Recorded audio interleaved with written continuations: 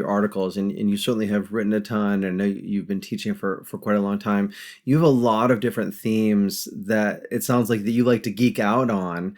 And one of them is this concept called transformational leadership. Would you mind telling us a little bit about what transformational leadership is and how it relates to employee behaviors? Yeah, sure. So it actually, there's two interesting questions here. One is what is it and why is it important? But then, or how does it lead to employee outcomes? But the other is that interestingly, recently, there's been like a dead stop in research interest about the concept, which I think brings in another interesting angle. So transformational leadership is a leadership style or set of behaviors that facilitates this ability for employees to go above and beyond.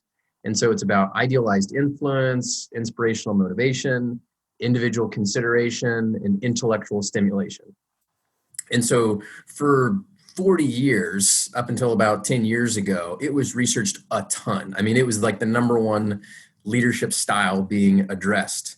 And it made sense. It was a motivational leadership concept.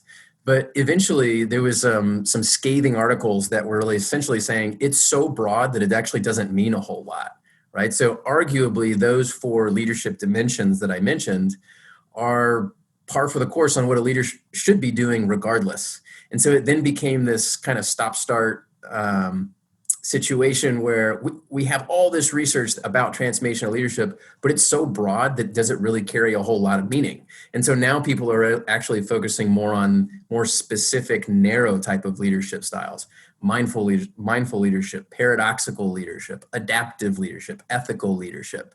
So it's interesting to see how things kind of fall out of vogue, partially because our interests change as a society. Transformational leadership made sense during that era of the work environment, but now it's changed a little bit, and we're more interested in like the humble servant, open-minded leader at this point.